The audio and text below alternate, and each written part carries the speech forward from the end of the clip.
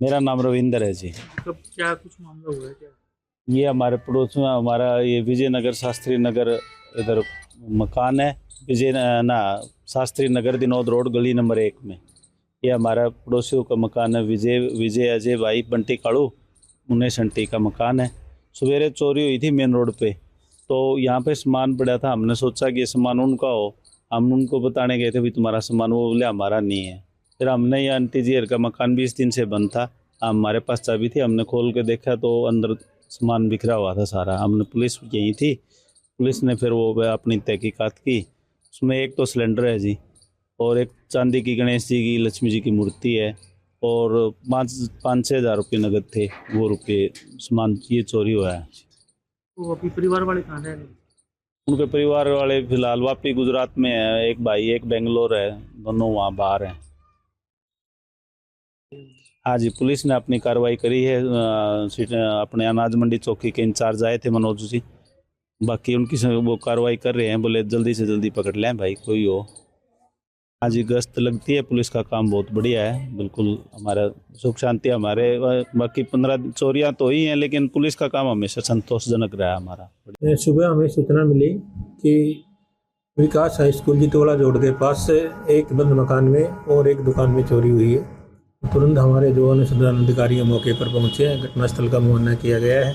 हमारी scene of crime team, fingerprint, dog squad वगैरह ने विजिट किया है, और हमारे शे यूनिट ने घटनास्थल का विजिट किया है। पहली शिकायत जो हमें सोनू सनोफ ईश्वर सिंह निवासी जितवाड़ा जोड़ द्वारा दी गई है, जिसमें उसने शिकायत के अंदर आरोप लगाए कि उसकी दुकान के अंदर से 5-6 जोड़ी चांदी की पाजेब फाइल चोरी हुई है, और उसके अंदर एक गौशाला का जो शीशे का छोटा दान पात्र रखा होता वो रखा हुआ था। उसके अंदर करीब 1800 से 2000 रुपये करीब रुपये थे, वो चोरी हुए। शिकायत प्राप्त होती है, हमने इस पर एफ नंबर 26 बीएनएस की धाराओं में दर्ज कर दिया।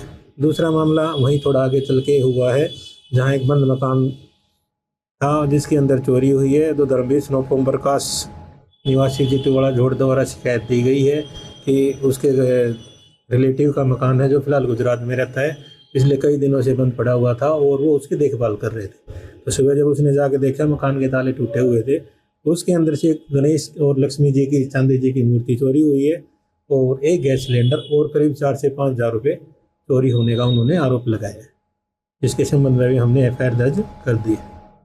प्राथमिक जांच में क्या पाया? प्राथमिक जांच में पाया जो हमने के सीसीटीवी फुटेज आसपास के जो चेक किए गए हैं, एक लड़के की मूवमेंट नज़र आती है, और आगे भी हमारी जो टीमें लगातार इस पे काम कर रही हैं। और जो चोरी की वारदात है जिस तरह से अंजाम दिया, उससे लगता है कि कुछ ये नशा करने वाला शायद कोई लड़का हो सकता है। अब तक जो प्राथमिक जांच में सामने आया है तो जिसने गैस का सिलेंडर भी उठाया है और ये घरों में चोरी भी की है। तो सर्दी के मौसम में ज़्यादातर चोरी की घटनाओं को देखा जाता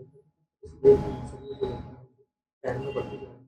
अभी जो हमारा विशेष रूप से फोकस शहर के जो मार्केट के अंदर था, वो वहाँ भी हमने जो राइडर और अपनी ERVs थी जिनका हमने प्लान किया था, उसको उसमें कुछ आज सुधार श्रीमान पुलिस अधीक्षक द्वारा निर्देश दिए गए, उसमें सुधार किए गए।